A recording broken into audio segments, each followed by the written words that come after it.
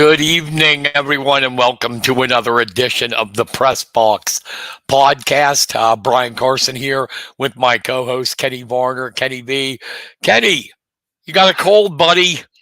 Oh yes, it's tis the season. Yep, battling a little bit of the cold this year. You need to uh, be a hermit like me and stay home.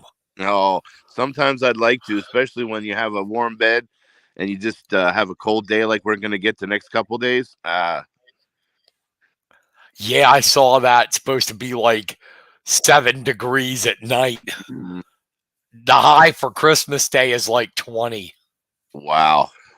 Yeah, the low is 9. Tell you what I'm going to be doing Christmas Day. What's I'm that? going to be staying in my house in the heat watching football. I never asked you what Oh, you thought cool. about that. What do you think about, before we get started? I never asked you that. What do you think about the NFL like doing like the NBA and having Christmas games now? Do you think it's Oh too man, much? yeah, because I mean, the only way it would be a good thing is if you're at a party with in-laws that you don't really care to be with, but with passage of time. But I'm lucky. I like my in-laws. So, but yeah, it gets to be too much when you have basketball and football, and you only have a certain little bit of time with your family. So, kind of get torn. Right. And I understand about that. Before we get into our high school stuff, I know you're a Steeler fan, and the Yes. big news was the passing of Franco Harris, one of the all-time greats in NFL history. And I actually had to. I was actually fortunate enough to meet Mr. Harris. Oh, awesome. We got Yeah, I was buddies with his late brother Mario. I Mm. don't know if you remember, but Mario used to live and work here in Lewistown. Oh, wow. No, I didn't know that. Yeah, Mario worked for Murph Radio for a while, Oh, wow. and selling advertising. And Maria and I had property at the time, and he rented off of us. Nice. And we, unfortunately, he passed away. It's really weird. Mario passed away in his sleep, and so did Franco. Oh, wow. Yeah, and we met him, and he gave my stepson Alex, when Alex was little, an autograph picture. And Mario goes, "Do you want one?" Franco will give it to you. And I said, "Hell no." and he goes, and he looked at me real funny. He goes, "Why?" I said, "His team beat my team in the Super Bowl. I don't want, I don't want his autograph. I wanted him to lose." But in all seriousness, one of the all-time greats. I'm Mhm. sure you got memories of watching Franco play, and his fan club, the Franco's Italian Army. Yeah, that was special. Growing up, that was the first real team with that I remember watching was the Steelers of the early '70s, and since he was also a Penn State guy, it made it even better. He was a Pennsylvanian. He was Penn State Nittany Lion and a Steeler. You don't get any better than that. He was, next to royalty around our area, especially at my parents' house. So, but yeah, I had a lot of good times watching him in the Super Bowl, and I was too young to watch the Immaculate Reception back 50 years ago. I actually, I actually saw that game. Did you? No, no kidding. I actually saw that game.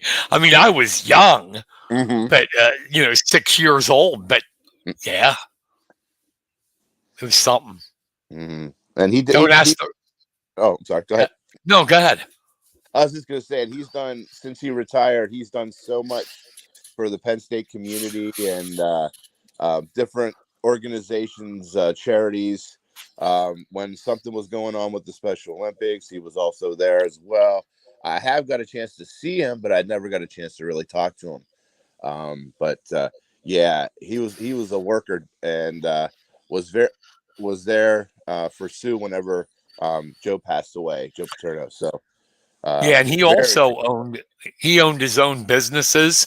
I know he owned his own sausage company because his brother left and went to Indianapolis to work at his company. mm. And so, yeah, I got memories of them too. They aren't pleasant though. Super Bowl 14, Rams and the Steelers. And but no, great player. Really surprising, because they had just honored him and the guys in the Immaculate Reception, and he passes away, a couple days later. But I'm sure the Steelers and Penn State will probably do something for him. You would think to honor him. Yeah, and they were gonna retire his number this Sunday. Put it. Oh wow, that's eerie. So, yeah. It was going to be on the Christmas Eve game against, of course, the Raiders, which is very ironic. Did you ever see some of the Raiders talk about that game? Like Phil Villapiano and them, they saying absolutely that shouldn't have been a catch. Uh-huh. Oh yeah, they're adamant to this. They were adamant to this day about it. Yeah. Al, too bad. Can't change the history now. Oh, definitely not. That definitely did change the Steelers' history. That was like the thing that put them over. Then we'll get here a little bit to college wrestling. We had the collegiate Doles journeyman, and Penn State won on the blue side. The red side was North Carolina State. But that's going to be a battle all year. Keckeisen of Northern Iowa, Parker, Trent beat him at the Cliff Keen in Las Vegas. And then at the journeyman, he caught Trent and pinned him. Wow. So, yeah, it's going to go back and forth. But ironically, the number 1 and number 2 guys lost at journeyman. The big shocker was Aaron Brooks of Penn State, number 1, 2-time national champ, getting beat by Marcus Coleman of Iowa State. So you had, coming into journeyman, you had Brooks 1, Hidley 2, Keckeisen 3, and Coleman was 4. And 3 and 4 won, while 1 and 2 lost. So there's going to be changes. But, Penn State still, even in the finals, they dominated Iowa State 22-12. Studley, they're just great, man. Yeah. Even when they have a bad day, they have a good day. Yeah. By push other standards, Well, I mean, okay, Brooks loses, but they got Starachi, they got Kirk Briette, they got Max Dean. They got the 2 good-looking freshmen in Van Ness and Facundo. Facundo only lost to David Carr, former national champ, 4-2. That was it. So, yeah, there's a lot of talent on that Nittany Lion team. And I don't know if Keckeisen and Hidley will meet before nationals, but that's turned into a nice little rivalry. Keckeisen beat him last year at nationals 7-5. And then Hidley beat him pretty easy at Cliff Keen this year. And now Keckeisen got a win on Trent. So he's 2-1 against him, but nice little rivalry building. Yeah. All right. And they'll probably meet again. Yeah, definitely. I mean, it's basically, I still think Coleman should get on his knees and thank God, because that was, to me, was luck. I don't think he's going to beat Brooks ever again. I just don't. I mean, that's just something that was shocking. But, unless you're Cale Sanderson, everybody loses. That's a part of life. But so, before we get into wrestling, I'm going to talk about King of the Mountain and the Panther Classic, Holiday Classic, where Penns Valley and Phillipsburg were at. And King of the Mountain had Bald Eagle, State College, Mifflin County for our local teams. Give me a rundown on the high school basketball world. What's going down? Oh, there's some good competition going down. Belfont boys have started to really turn their early season woes around. They've won 2 of their last 3, and they're led by center Cole Chrisman, who has been picking up double doubles on a regular basis. He's their go-to guy. They have a lot of good other pieces, some good outside shooters, and just a good, solid overall. But they're young, but they're starting to come of age. Got a chance to see the Bald Eagle boys again. Excuse me. They are now 4-1. They rebounded from the loss against Huntington. They're another one of those ensemble casts where there's nobody that really stands out. They all just play good, hard team basketball at a high tempo. Penns Valley's not doing so well this year. They're young as again. Their biggest player from last year has graduated, and they're still trying to find their own identity. State College boys and girls, running like a well-oiled machine. They're doing well. Both of them are moving right along. Mifflin County, the girls lost a heartbreaker yesterday, but that Marissa Gingrich, she was on fire yesterday. She hit 31 points in their loss to Milton Hershey. And on the boys' side, Wade Curry has his team battling. I mean, they're in every game. And if it wasn't for a strong fourth quarter run by Milton Hershey last night, Mifflin County had the potential of hanging around with them. They had such a great, strong performance. You had Strohecker. Um, you had some really good play from the different starters yesterday, and they had three players in double figures. So they just need that one signature win. You know, that one that will give them a little confidence, that little boost to take them over the top, because they've got the talent, they got the effort, the heart is there. It's just being able to finish, and I think they'll get there. It's just going to take a little time. Now on Juniata, Juniata boys and girls basketball teams are doing well. Both have winning records. Jim Fosselman has his team out to, I believe, a 5-2 record, and Al Ream has his team, I believe, similar record, maybe 4-3, 5-2. I'm not quite sure right now, but they're battling as well. The East Juniata boys and girls, they're battling, and it's a little slow for them right now. But I see that they can rebound. They've got the coaches in place and the kids in place. They just need to. It's just like with other teams. They just need to find that signature win, and that gives them a little confidence. So I think that's everybody on that quick rundown. Are you seeing anybody you think could? I know you mentioned what they're doing in their records that could really make some noise come postseason. I think Bald Eagle boys and Belfont boys can really make some noise.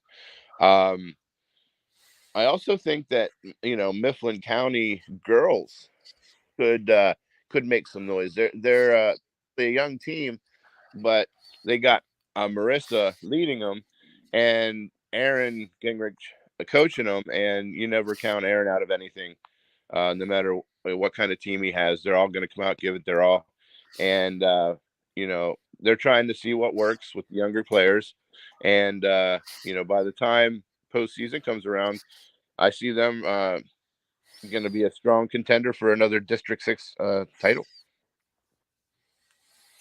Yeah, State College is probably the team to beat, though. Yeah, in both boys and girls. We haven't talked about this before. By the way, for those listening, we were trying to get a guest tonight, but he couldn't make it. So it's just Kenny and I flying again. I don't know, Kenny. Maybe it's the holidays or whatever. But I was telling you, coaches haven't wanted to be on the show. I don't know if it's the holidays or whatever, but you know, you think they would want to be on and promote their program and their kids, but Right. it's been like pulling teeth here in December. Well, maybe hopefully after all the excitement wears down for the holidays and the season gets into its regular flow, coaches will be more apt to come on. I'm hoping, unless I have the wrong contact info. Now, the Mifflin County coaches, I got all their phone numbers, but Center County, most of them are emails. So I don't know. I might have the wrong emails, but so we didn't talk about this, but I'm living in Mifflin County. You're born here in Mifflin County, but you're living in Center County now, like me. I mean, like me, you're a Mifflin Countyan by birth and stuff. They want to get this stadium, this multi-sport complex, and it's going to cost, when everything's said and done, between $11 and $15 million to get everything they want to get done, because they want to put new field for baseball and softball. They want to have a still keep the natural grass outfield, but have a turf, like a turf kind of infield. And they want a new 8-lane track. They want a football stadium and bleachers and stuff on the where they're going to have the soccer and softball and all that good stuff and the football. But it's a lot of money. Yeah. Let's be real about it. I mean, right now they got $4.5 million. The school board does, and they got a $3 million grant from the state. So that's 7.5. Right. But if you go to if it comes to that cost, they're going to need about 7-8 million. And they're trying to do this on fundraising, and I don't know. That's a lot of money. That's a lot of money. It is. But it's like with everything, to eventually make money, you've got to put the money up front.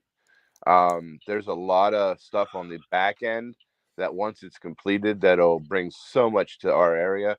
One of the things that's been keeping like PIAA state playoffs or district playoffs away from Mifflin County is because, let's just be honest, the PIAA is looking for teams that have turf fields, and Mitchell Field has so much tradition, but it's long past done its ran out its worth. So in order to have I agree with you on that. It's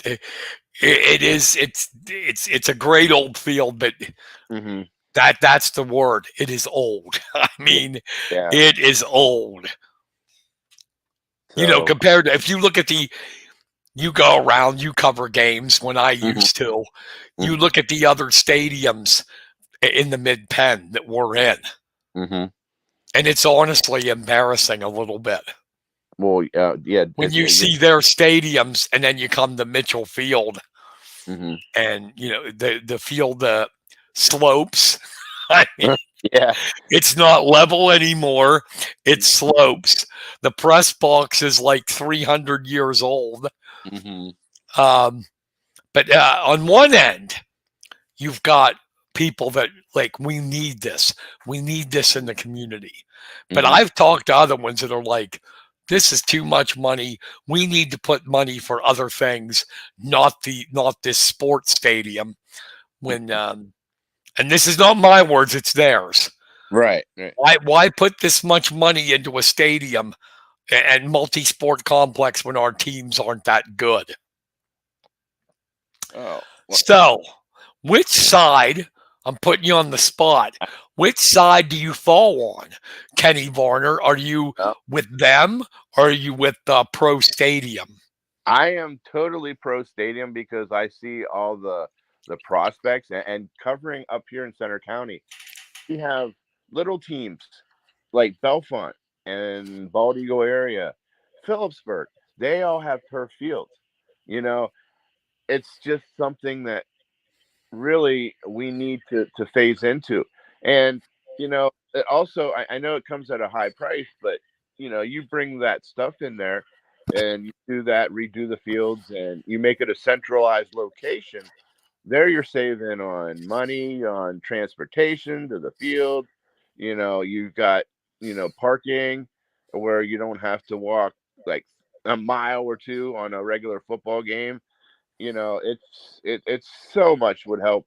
And kids even too, if they're playing at a place that is from the 50s and these other teams are playing at modern, I know it doesn't seem like much, but if there's a sense of pride these teams have protecting their field, playing at a nice place. And like I said earlier, you also have the fact that you could host PIAA events. You could host District 6 playoffs.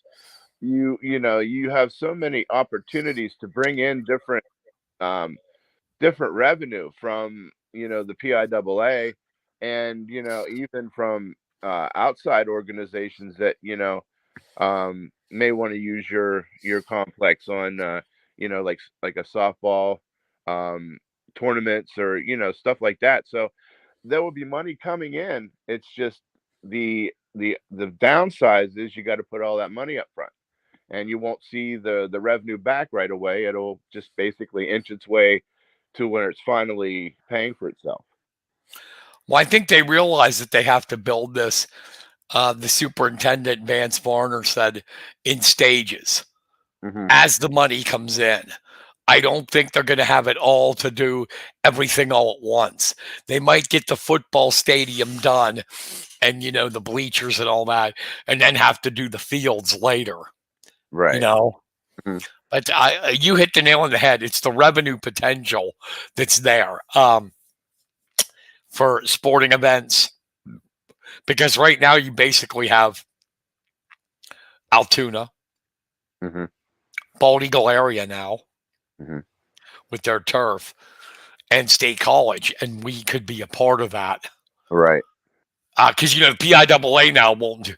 You do. I know you know that, but for people who don't, the PIAA won't give playoff games to people now unless they have turf. They won't. They will not give it to you.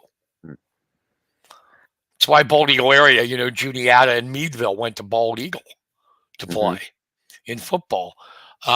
I think the revenue is the key thing here, just to make what you get PIAA events. And I covered the last school board meeting, and Art Belfiore, the band director, very successful band director. He stood up and for it and thinks that they could get regional competition and even the state competition to come.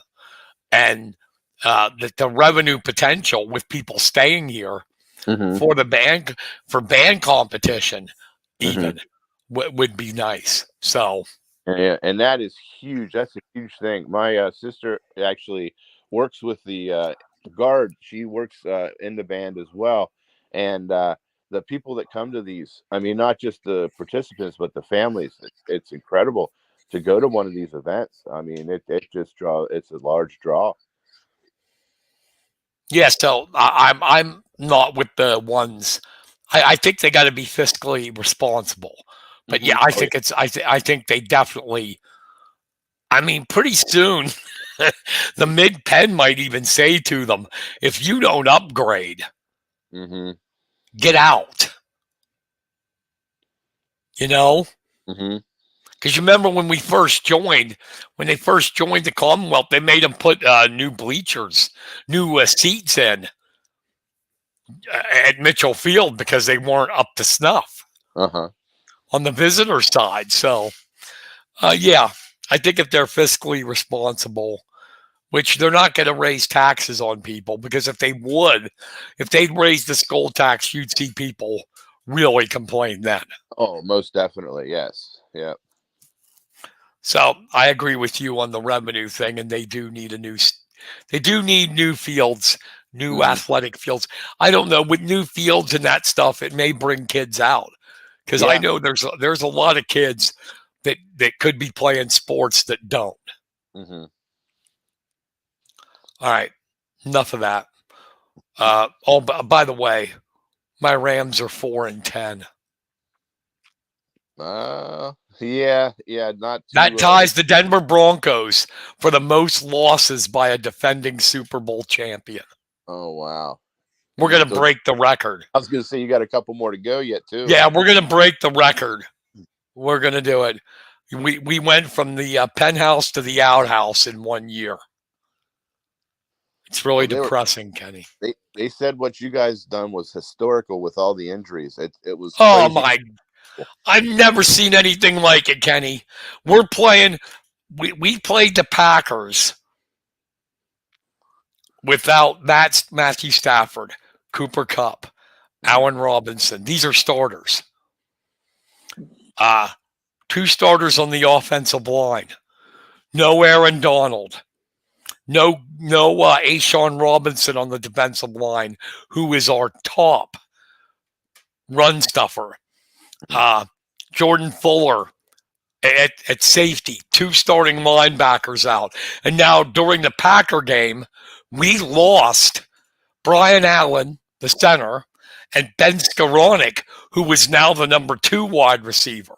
So our wide receivers for our next game, because we played Thursday, are going to be the number 1 guy is going to be Van Jefferson. Number 2 will be Tutu Atwell. We have a dude named Tutu. And I'm not kidding about this. Tutu is 5'7", 150 pounds. Wow. Yeah. Yeah.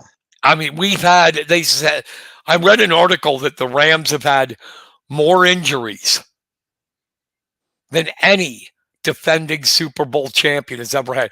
We have a total of 12, that's offense and defense, 12 starters on injured reserve. And you lost basically quarterback, right? Too. Yeah, we had to pick up Baker Mayfield on waivers. We have. That's why I'm not too upset with this year. We'll bounce back, but think about that: 12 starters. We are basically playing with a practice squad team, which, whatever. That's pro. Let's get to wrestling, shall we? Sounds good. I'm into the wrestling right now. We just got done with the King of the Mountain, one of the top in-season tournaments in Pennsylvania, in the country, really. King of the Mountain had 29 returning state place winners, 6 returning state champions. But the dude that stole the show was Pearson Manville. I got the OW. What a surprise. Pearson in the semifinals beat Maddox Shaw of Thomas Jefferson, who finished 3rd in the state last year. Then in the finals, he beat Shaw 2-0. Then in the finals, he got Dylan Perry of Central Mountain, returning state champion as a 9th grader, already committed to Penn State. Manville beat him 2-1 in the overtime tiebreaker. Amazing. Wow. What he did. In the toughest weight class at the King of the Mountain, the kid is just so tough. He's not flashy. He's not going to get you unless he's meeting a kid that's really not in his level. But he's not going to get you these flashy takedowns. He's not going to score technical falls. This dude, and I love it, is a guy that's a defensive wrestler. He is good on top. He is good on the mat. And those are rarities in anymore today. And I Mhm. know there's probably college coaches drooling now trying to get them, because that is something that even at the collegiate level with these top guys, you'll find very few who are good mat wrestlers anymore. And this kid is, I mean, he kept Dalton Perry down in that 30-second ride out. Perry couldn't get up. Mm. Manville won his state title last year by keeping his guy, riding him the entire third period. Who ever heard of that? Riding a kid an entire third period to win a state title, except when we had Joe Heller on the show. Yeah, exactly. Wow. So, I mean, really impressive. And he's just, right now, he's only a junior, but he's just, he knew he was good. I mean, his family, his brother Carson and wrestled in Minnesota, and they moved here to State College. But you knew he was good. He had a big resume in elementary, junior high, but he's really hitting a peak here. And it's just it's nice to watch. Earlier in the year, since I told you he's already beaten Sean Perry, he beat Matt Repos of Central Dauphin, who was a state runner-up last year. So already this year, early in the year, Manville's beaten a state champion, a state runner-up, and a state third-place finisher. Wow. And they can't get away from him when he gets them on the mat. I mean, just impressive. Just impressive. Have you you've seen him before, right? Very tenacious. Yeah. I mentioned it last year in districts up in Altoona. He wrestles mean, and I don't mean that like like he's a prick, anything like that. He wants you to know that you're going to have a hard time with him. He shoots hard. He he snaps on the head hard, heavy hands. You're in the mat on the mat with him, and I just man, he's fun to watch. And then State College had a great tournament. They finished third. They had another champion, Nick Pavlechko. That's a name familiar with everybody in State College.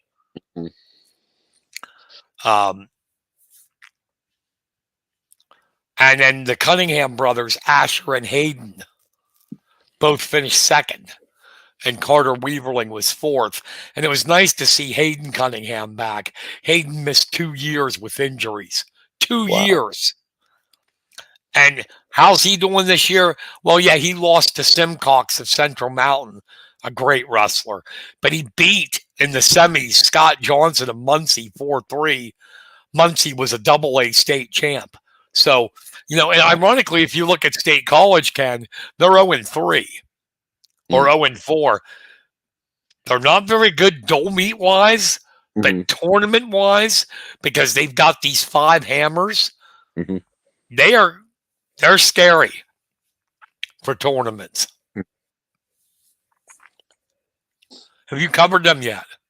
No, I haven't got a chance to with them yet. No. Just last year was the last time I was able to get to them. And Ryan Cummins, their coach, nice guy, does a great job. I think his head's even more shinier than Dale Sears. Oh, wow. Yeah. He gets that wax on it, man, that bald head shining. He was a Warwick guy, Cummins. Finished 4th in the state for Warwick. It's down in Lidditz. I think that's York County, right? Lidditz? Yeah, it's right there. Right on the border. So next up for State College, third in the King of the Mountain, they finished behind Central Mountain and Phillipsburg, New Jersey, who came in, is the Powerade, the biggie. Considered by wrestling aficionados, experts, as the second toughest tournament in the country. in season. The other one being the best, they consider the best be the Ironman in Ohio. But Powerade's got 65 teams. Some of the top wrestlers in the country, not just our state. So we'll see how those big five of State College do under the gun. So Bald Eagle was there at the Powerade as well. They finished 11th out of 32 teams, and they had 3 guys get medals. They placed Lucas Fye, 121, took second. Caleb Close, who I loved watching him last year. He was a sophomore or a freshman. Caleb Close took third, and Cohen Baney took 6th at 127. Close was 172. Fye was 121, and they finished 11th. Not bad, not bad out of 32 teams for the Eagles. Yeah, and Baney actually picked up career win 100 while he was there. Oh, that's nice. I didn't know that. He's going to American University. That's in Washington, D.C. to wrestle. Nice. But I like the Close kid a lot. Fye's tough. We know him in Mifflin County because he met Nick Allison a couple of times. They had some nice matches. Close is just big kid, but really, really good. Really good. They're going to the Trojan Wars down in Chambersburg. That's always a good tournament. Our buddy will be a ref down there. I got him getting temporary Alzheimer's. Who's our referee buddy? Oh, Gary Barger. Sorry, Gary, if you're listening. Gary Barger will be there at the Trojan Wars. That's always a good one, too. 49 teams. Going to be fun. Let's get to the Huskies. Mifflin County finished 15th. They had 6 guys medal. Their highest finish was Deacon Schaefer got 3rd at 160. Hunter Johnson 6th at 121. Parker Kearns at 152 got 7th. And then Blake Allmiller at 133. Jacob Cunningham at 145. And Avery Arndt at 172 took 8th. Deacon Schaefer, definitely his best tournament so far. To finish 3rd in a tournament like this, his only loss was to the Schmucker kid of General McLean. He lost to him in the quarters, 3-2. But a great performance for Deacon Schaefer because, he had the injury from football. Right. At district playoff game with Altoona. And I think it affected a little bit because he came out in the beginning of when the season started and dropped 2 matches real quick. And now he seems to be rolling into form. Hunter Johnson, what a shame for him. The kid has been injury prone. You know that. His entire career. Went to states last year when he was finally healthy. This year he rolled into the semifinals of King of the Mountain and then got hurt. Again, and had to default out. He defaulted down to a 6th place finish. Just can't stay healthy, man. No. And then Parker Kearns had a good tournament, 7th. Blake Allmiller needs to be more consistent. I say that not to pick on him because he has so much ability. He finished 8th, but one of the kids he beat was Cooper Hornack in consolations from Burrell, AA. Hornack was a former state runner-up, and he came into the tournament this year ranked 2nd in the state at 133 in AA. And Blake beat him. Awesome. 4-3. And then he dropped a couple matches that I feel we should have won. You beat a kid like that, you should win these other consolation matches. But I think it'll come to him. He gets more consistent. He's going to be ferocious. And Jacob Cunningham's the guy. That kid has worked his Well, we're on a podcast. We're not on. I'm not on Big Louie, so I don't have to be kind with my words. He worked his ass off. Mhm. This kid had, I think, one win as a freshman. One win. And he worked and worked every offseason.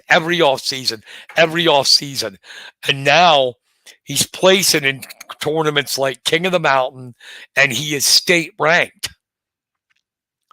From That's awesome. It's a great example, isn't it? It shows you what you can do if you keep working and don't give up. He went from a one-win freshman season. Now he's state ranked. Mm. Awesome job. And Avery Yarn, I'm sorry, go ahead. I just say, yeah, awesome. I mean, yeah. And Avery Yarn, sophomore, just a sophomore, placed 8th as well. Mifflin County is going to be at the Neil Turner Classic. That used to be the Conestoga Valley Tournament. Buckskin, it was called. And they named it now after the late Neil Turner, who was a wrestling coach at Lock Haven and Messiah College. As a matter of fact, it was Kirby Martin's college coach. Oh, wow. Because Martin went to Messiah. Neil, I met him a couple times. Great guy. Just an absolutely fabulous human being who loved this sport. And I'm glad they named it that. But they're going to be down there, 22 teams. Them, probably the favorite's going to be Central Dauphin. But Mifflin County's got a chance to do really well in that. We're getting through it. The Panther Classic is up next. We have the Penns Valley Rams. And they had 3 placers, 2 runner-ups, and 2 fourths.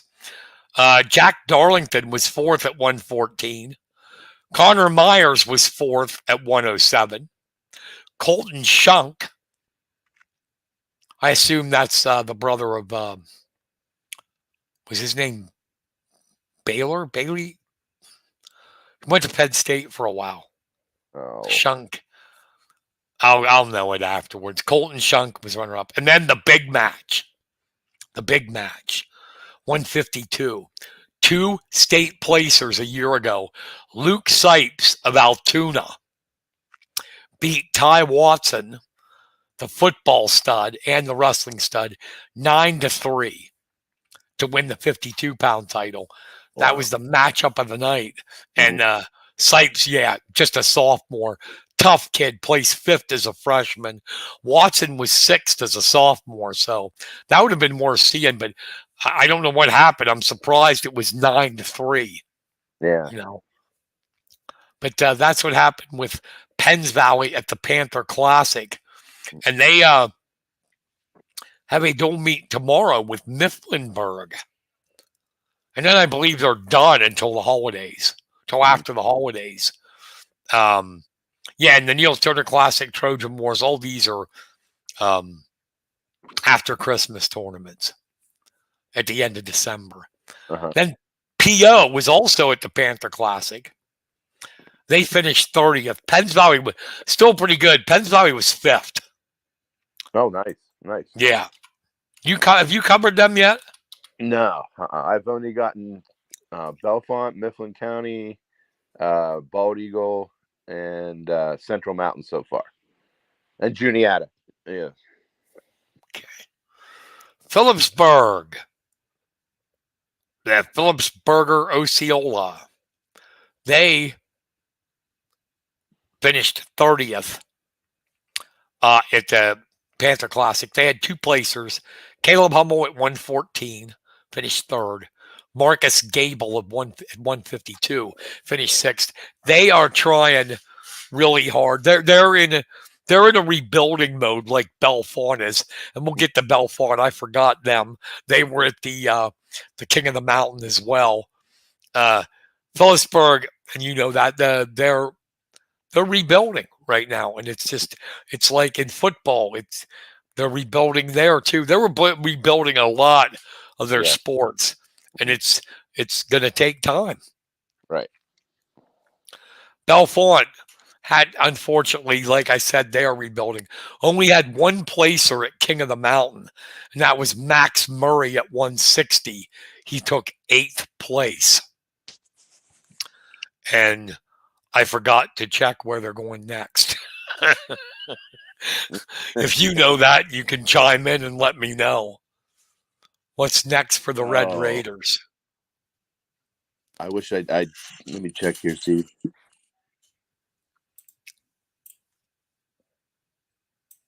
Just a few comments I got on the wrestling. Uh-huh. I like what we're seeing around here. District 6, unfortunately, it's going to be actually tougher to go to regionals because we lost Bellefonte and Juniata to Double A. So there's only 6 teams in Triple A now. There's Mifflin County, State College, Central Mountain, Altoona, Hollidaysburg, and Johnstown. And basically, there's 4 teams. Well, no offense to Hollidaysburg and Johnstown, but they're not very good. Go ahead. Bellefonte's going to the Neil Turner as well. Okay, the Buckskin, that's good. Yeah. It's a good tournament. You got to get those guys when you're rebuilding, tournament tough. Got to get them tournaments because that's what matters. I mean, the dome meet season's nice, and you got the district dome meet tournament, but what matters is postseason, and that's individual and going. I believe in. For a while there, teams were going to so many dome meet tournaments, and now I noticed even Mifflin County and these guys that did that, they're going back to like regular tournaments because it's the one that gets you ready for the postseason. But so my point is, with all that, with only six teams in AAA now, they took up until last year, the top 4 in each weight went to regionals. Now they're only taking the top 3. Oh, wow. So, yes, there's less teams, 6. But technically, it's going to be a little bit tougher to go. But basically, the district is Mifflin County, Central Mountain, State College, a little bit of Bellefonte. Hollidaysburg and Johnstown.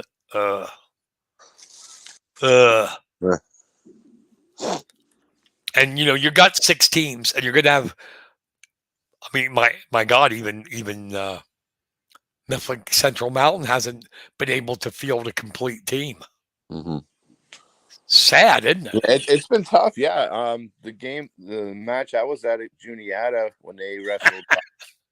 You were right. It was 36 minutes, and there were 8 forfeits, and it was crazy. Yeah, it's sad. Halifax only has like 6 or 7 kids.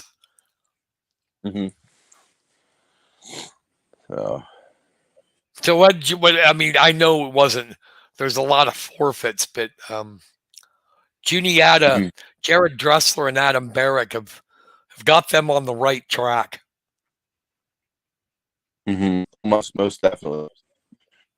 Great guys to talk to too. Very nice. Yeah, but it just,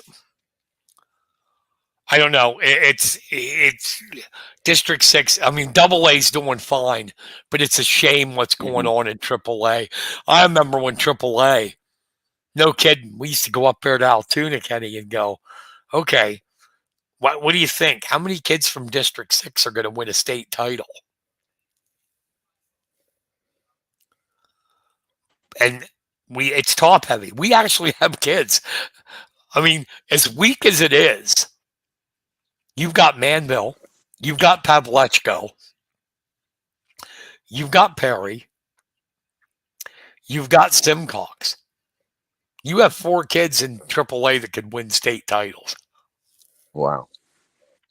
Because I do believe in the end, Manville and Perry, one of them's going to move away from the other one. You know what I mean? They won't be at the same weight. And they will not be. Do they usually bump up in weight to do that, or does it matter? I A mean, lot of does it? times they go down. A lot of times they go down. Hmm. Well, believe it or not, they act like they don't, but these kids talk to each other. Where are you going to be? What weight are you going to be? And then they'll go down. One will go down, the other one will stay there. Mm.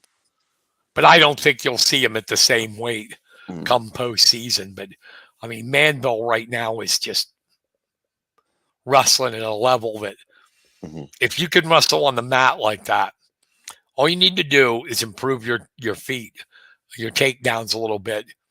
And I think he can, because when he wants to, he can. He's going to be a monster. I mean, I do. I think college is, Mason, his brother, was a Greco guy, upper body. Mm. So he had a great high school career, but it hasn't worked out for him in college. He can't get in Penn State starting lineup. Mm. But I think Pearson could do it. Could be a good college wrestler because he's not Greco-Roman. I mean, he's good on the mat. Mm. You can't teach that stuff. That's all mental toughness to be good on the mat. Mm. So,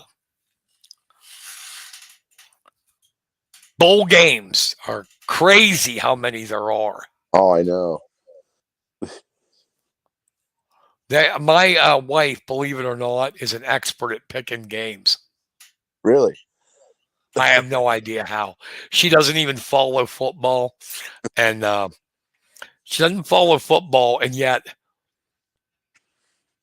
she picks these teams just by their names and somehow wins. Wow. Right now, we're playing that ESPN thing, Uh-huh. the college pick'em for the bowls, Mm-hmm. and I said I'll let her do it, see what happens. And so far, she's like 10-1. Wow. Yeah, Dang. I would have lost. I would have lost because I think I'm an expert and I overthink. Mm-hmm. So what's on your agenda besides Christmas? Are you covering anything before Christmas? Yes, I'm hopefully weather permitting. Tomorrow I'm heading to Juniata. Bellefonte boys and Juniata boys are going to have a meeting, and that should be a real good matchup. No stranger to each other. They've competed the last couple of years at the Ram Winter Jam out at Penns Valley. So that should be interesting. And then I'm finally going to get a chance to catch up with Mifflin County girls basketball on Friday. That game's been actually moved up because of the potential bad weather in the evening. It's now a 4:30 game. So I'm going to be hitting that as well. And I'm going to try to pick a couple games during the after the Christmas break in between Christmas and New Year's, and just kind of pick up games as and see what's all out there. Are you right in the Mifflin County win for the Sentinel? No, actually, just be for me as far as I know right now. I think they were contemplating that everything was going to be a washout from Thursday on. So yeah, I didn't. What is the weather? Everybody's telling me about the weather. I hear so many different things. It's just like you hear one thing, and then I heard it was supposed to be in the 50s and raining, and it's like all over the board. So what's the bad stuff they're calling for? It's supposed to be now this is the latest that I've heard. We're supposed to get snow tonight or tomorrow morning. Then by mid morning, mid afternoon, it will turn to rain, and then it'll turn back into snow and flash freezing, and could be really ugly on the roads. Wow, I'm glad I'm a hermit now. And don't go out. It's crazy. This really been weather-wise has been something else, and we just started the season. Well, hey, what are your plans for Christmas? Gonna see my kiddos, see the grandkids the day after Christmas, kind of extended into a 2-day thing. Catch up with my parents as well on Christmas. Have a big dinner, fall asleep watching TV, probably at You their house, bet. and just kind of take it easy, take a deep breath, and just appreciate everything and being with my kiddos. Yeah, I'm going to be family too. I'll watch the game. I don't know if you saw that, but they moved the entire NFL slate except for 3 games to Saturday Mm. since Christmas is on a Sunday. Uh-huh. So we're so used to having NFL on Sunday, but Yeah. it's going to be Saturday except for 3 games. I'm going to veg out on football Saturday. Mm. Sunday I will not. That's for family. Mm-hmm. I will not watch the 3 games they have. But I'm an avid, I know you know this, I'm an avid fantasy football player. I will be playing the slate and then get pissed off because I lose again. So And then, how's your team doing? oh, no, I play the DraftKings, Oh, okay. the daily DFS. I don't play, like, I don't have a team. Okay. I do the one where you draft players for that week, and Uh-huh. I put it in the Millie Maker to try to win $1 million, and then I put them in other different tournaments. So far my best was $500. Wow, that's cool. It's not $1 million though. No, not yet. That's positive. No, but and then I have this one tradition on Christmas. You'll probably think it's weird, but I'm going to admit it to you. One of my favorite writers of all time is Charles Dickens. Chris, Uh-huh. David Copperfield, Tale of Two Cities, Christmas Carol. There has been, like, I think 5 major Christmas Carol films. Get ready, because I know these. This is how geeky I am. They have one in 1935. Now I can't remember the guy's name. Uh-huh. They had another one in 39. Alastair Sim in 51 is the classic one. Then George C. Scott in 84 and Patrick Stewart in 99. Okay? Uh-huh. I'm getting super geeky here. On Christmas Eve, I watch all 5 of them. Nice. In a row. Oh, the wow. same damn movie about Scrooge. Same, and then that's it. I won't watch it the rest of the year, obviously. Right. But yeah, I'll start on the Saturday, like afternoon or something. Uh-huh. Well, maybe not because of football. I might not do it this year. Oh. Football's never really been on a Saturday, so Yeah. I may have to watch it Friday instead. Well, you can do like some people do, is have their football game on with the sound down and have another TV, bring it in and watch that. Yeah, how about it? How Yeah. about it? It's a Christmas Carol. I love it. Mhm. I watched them all. My favorite's the Alastair Sim one from 1951. I know you're going to get off of this call, Oh. off of this podcast, and go to your wife. My God, Carson's weird. Oh no. It was one of them Barrymore that played in one of the earlier Scrooges, John Barrymore. No, he was in It's a Wonderful Life. Oh, okay. Lionel was, I think. Lionel. He played the what was the name of the banker who was a prick? Oh, okay. I can't remember. Boy, we got way off of sports here, but it's Christmas, so Yeah, exactly. Any final words, Mr. Barner? No, just want to wish everybody out there a Merry Christmas.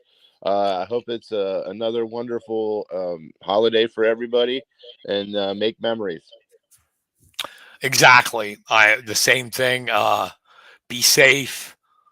Be healthy. Spend time with your family, because that's the most important thing in the end. Mhm. and everybody have a great holiday. All right, that's going to about wrap it up for this week. Uh, Press Box will be back next Wednesday. Hopefully, we'll have a guest. We may not, since it's leading up to after the holidays, leading up to New Year's, Mhm. and a lot of the wrestling teams are at tournaments. Yeah. So who knows? Either way, we'll talk for a while and have a good time talking about sports. Always. So yes, so we will see you all next Wednesday. Have a happy holiday, and we'll talk to you soon. Take care, everybody. Bye. Not everybody.